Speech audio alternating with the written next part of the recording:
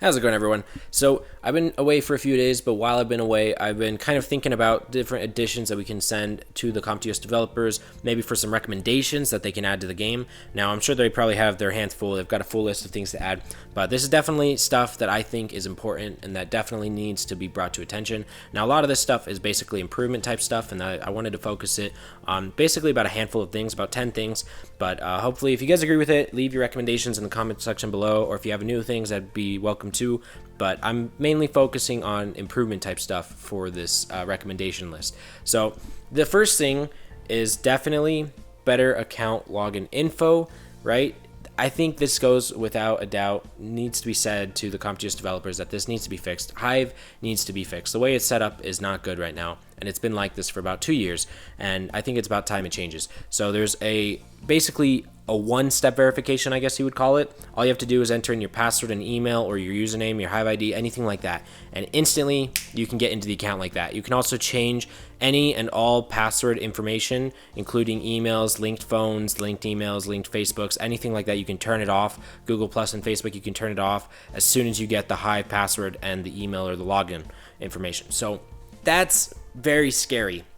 Actually, another YouTuber recently got hacked into, but they were lucky enough and they were able to basically get their account back within that day, and they ended up missing work and everything like that, and it was a big hassle, very scary stuff, because as soon as you lose the information, the account, it's out of your control. You cannot do anything. They have everything of your account, and on top of that, it takes a few days to get your account information, or just your account in general, back. Now, and that actually might not happen because you have to be able to prove that it is your account without a doubt. And the only way to do that is if you purchased stuff. So if you're a free-to-play player and your account gets stolen, you're tough out of luck. You're probably not going to ever see your account again.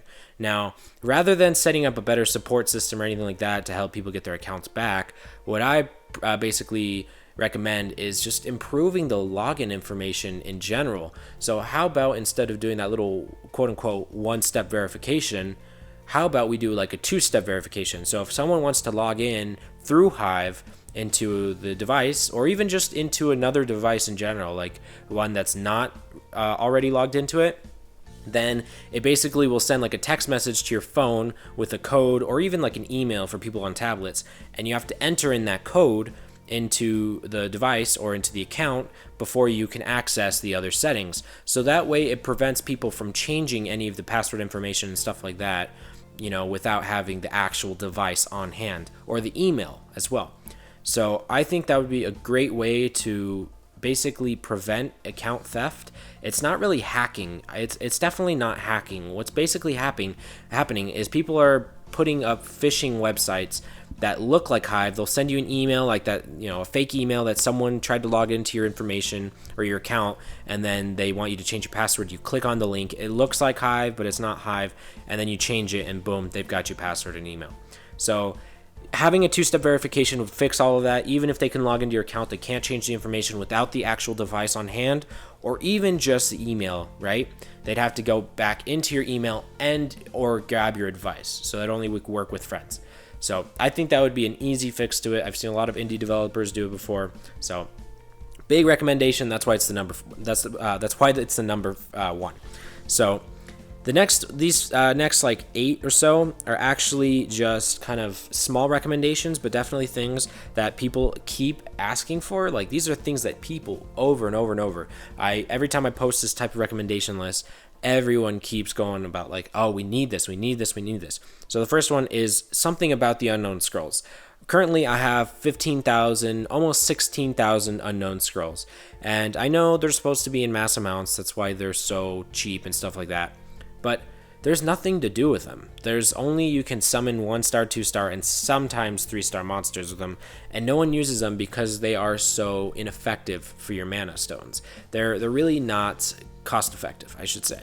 So that's why last time I proposed a method to basically exchange them for mystical scrolls, maybe like 100 or 150 for one mystical scroll. I feel like that seems fair, since that's about the time when you get that amount of unknown scrolls in a dungeon. You probably already gotten a couple mystical scrolls, so it seems fair to do something like that. It would also make people somewhat happy to get unknown scrolls. It would make them serve like a purpose, like a little bit of a mystical scroll piece, kind of like that. So, or they could add in some kind of shop for unknown scrolls where you can exchange them for crystals or something like that. But just something where you can do something with the unknown scrolls. Even with that, you could actually just make it like a 10 times summoning for the unknown scrolls if you really don't want to do anything with the unknown scrolls. It's just such a hassle to have the unknown scrolls do absolutely nothing in the game pretty much. Now the next two are better chat systems related. So the first one is private messaging system for in-game. I know a lot of people want to talk like one-on-one with other people, and they really want to do private messaging system. If you don't want to do a private messaging system in the game, you can also do like a channel creation type thing. So you can maybe pick a number, like a channel, or make just a channel with like a certain password key, and then you can give that password key to certain people and they can access the channel. And we've already seen that CompTIOS has been able to add and delete channels at will with Rift. You're able to go into your raid channel and talk with them. If you get disconnected immediately, your raid channel is no longer there. So they could definitely add this type of implementation into the game. All they have to do is just make it so that if you're in the channel, it pops open the window and you can actually access that channel as well. It would also help for players that want to talk to their friends outside of the guild, because not everyone has all of their friends inside the guild, right? A lot of players are just all scattered all over the place. And then this way they don't have to deal with public channels. In my opinion, public channels are just a big mess. It's a lot of spam. This would actually be a very great fix for a lot of the spam. A lot of people would be able to talk to their friends and talk to their groups without all of these bots coming on to spam all of these scam websites and stuff like that. So if you want to fix the scam system and like all of the spam and stuff like that, you could just add channel creation and like password settings for those channels and have like maybe some moderators for that channel that can be pick and choose from the person that created the channel. I think that's a great implementation for the game. It wouldn't be too hard to add in my opinion, since they've already showed us that they can do it with Rift. So let me know what you guys think on that one, because that's a big one. The next one is a secret dungeon finder. This is mainly to address basically the secret dungeon spam within the chat. Again, on the spam system, there's just so much spam inside the game in the chat that no one really wants to talk. I used to love to talk, and now I just can't stand it. There's just so much spam. So maybe have like a specific finder option like within the menu, so you could go and you find and you look for a specific dungeon and it pops up a bunch of names of people that actually have that dungeon. That would actually help it a lot more for players that don't want to see that spam inside the channels, and I think that'd be a lot better. It would also be nice if you didn't show the secret dungeons popping up in chat, and that would actually pretty much almost completely stop all of the spam. But the problem with that is then it'd be kind of difficult to look for stuff. So you'd probably have to remove it and add the secret dungeon finder, or at least just add the secret dungeon finder. I absolutely love the secret dungeon finder. There was one website that used to do it, and now they're no longer up, I'm pretty sure. So if you could add that into the game, that'd be awesome as well. I absolutely love that idea. These are all ideas that I absolutely love. Now the next one is a small one. A lot of people kept asking for this as well in the Facebook group, which is like more player levels and achievements. A lot of players want a higher level than just level 40. It takes a couple months to get to level 40, but there's players that have been playing for years. There's also no reward to getting level 40. There's a couple complaints about that, and I've seen some on the forums as well, but I don't think that's that big of a deal. There's also more achievements. A lot of people want achievements, and going along those lines, when you go with the rivals in arena, they kind of always pop up that message, and it can be kind of annoying with that message, and there's people that have already memorized what they say. So removing that, at least after the first time you clear them, would also be a pretty good improvement. Just a little bit of a nuisance, that things that could be pretty easily fixed. Now this is another big one coming up. Better rune organization or optimization type tool. Huge. Absolutely huge. Right now, the rune system is a big jumbled mess. I actually think I talked about this last time as well.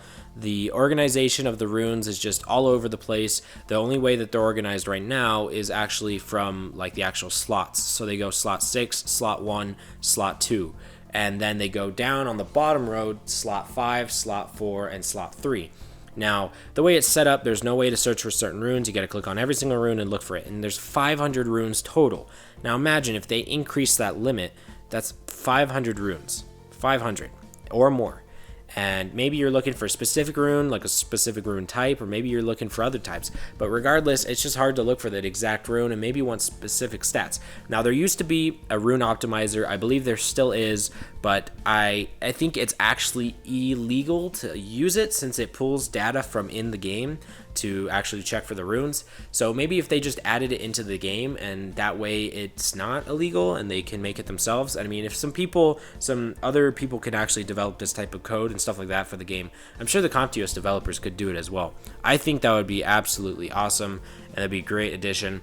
On top of that, just adding that for like auto farming and stuff like that. This is actually one of the very, very big options. We're moving into the big stuff here, okay? Auto farming. So there is actually an app. I don't remember what the name of it is. Some people from like Kansas University or something like that decided to make an app that basically allows you to constantly do dungeons over and over and over, and it refills for you. It screenshots the runes and everything like that. Problem with this is it pulls data from within the game, and it checks for when the dungeon is finished, and that's a big no-no because that's the first step towards hack tools, and they don't want that. The CompTIOS developers don't want that. I was actually going to develop a program myself for auto farming, and I was told no because it pulls data from within the game. Now, if you don't want people doing hack tools that pull data from within the game, how about add a farm feature where you can maybe do 10 times of a dungeon, or you can maybe have it just keep going and keep refilling, and maybe you only keep runes past a certain thing, so you only keep 4-star or 5-star or 6-star runes, and that way you can just keep farming over and over. Maybe it's people that are at work, people that are sleeping. That would be really cool if you could do it while you're sleeping, or even just people that are just too busy to look at their phone every 5 minutes or even like 2 minutes. Auto farming, in my opinion, is one of the most recommended, most requested things that I've ever even discussed. Every time I've ever brought it up, people are like, yes, please. Even when I brought up the program that I wanted to make for auto farming. So I would not get the program as it is, though, for the auto farming. I think it is potential banned because it does pull information from the game, and I think they might detect that and ban you potentially. That's what they did with rune optimizers, so be careful with that. Also, another option is basically just to add the, like I've said, the 10 times farming option. That'd be pretty cool too, because that would allow you to just keep refreshing the dungeon. It would show you all of the runes that you've gotten, or the unknown scrolls, kind of like world boss style. So it would pop up everything and be like, boom, this is everything you got. You can sell everything by clicking it. And I think they could actually reuse the code from world boss in the way that it shows you all of the drops. Okay, so this next one, it doesn't really address most of the people. It's mainly for top guilds in Guild Wars. So for Guild Wars, I think it's without a doubt easy to say that a lot of the top ranks can be pretty RNG based. Even my guild, that Club to Swag, actually got Legend recently. Very close battles, and I think a lot of the final decisions come to very good guild decisions like tactics, but there's a huge RNG factor to pooling different guilds. We've gotten hit 3 or 4 times by the same exact guild during rush hour before for Guild Wars, and et cetera, et cetera. This has happened many times, and we've been, I think, 5 weeks now in channel that the guild has been created. That being said, it's kind of hard to take away the RNG factor, so I think it'd be good to add a revenge option for the Guild Wars.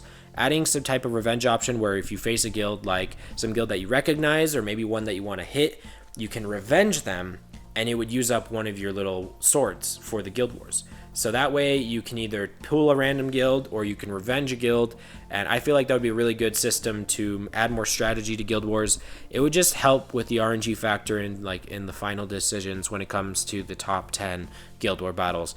So just a little bit of a suggestion there. Now these next two, this final two, are the biggest ones, I should say, because these are always requested every time I do one of these. The first one is Essence Diffusion. I feel like that just kind of goes without, even explanation. People want to be able to basically diffuse their essences. Right now you can do 10 essences for one higher level essence, like 10 mid to 1 high. Why are we not allowed to do 1 high down to 10 mid? It makes no sense. It just makes no sense. And the reason they haven't, I don't know why they haven't added it yet, but everyone keeps asking for it every single week. So every time we do one of these, it's going to come up, and I think it's going to keep getting requested until it gets added, and I think this is one of those things that definitely needs to be added. And then the last thing, which is probably one of the biggest things, is removing crit animations. An option to remove crit animations for Arena, in the entire game. So in the settings, if you can remove crit animations, like an option button for that, just to stop it from happening, that would be amazing. That would probably, if that got added, I would be happy with everything, okay? because I'm so sick and tired of create animations, and I think many players are. So those are the recommendations, kind of a short list. I hope I did a good job at explaining everything, but if you guys want to basically recommend your own, you can just leave a comment. I'm going to be sending this with Dude when he goes over to the headquarters and talks to the developers. So hopefully some of these ideas can get added. Also, if you like one of these ideas and you really like it, go to their forums and post on there, because we definitely need to get some of these added, especially the better login system and the stuff that have been getting requested over and over and over, like the essence diffusion and create animation type stuff. So let me know what you guys think, and I'll see you guys in the next video. So see ya.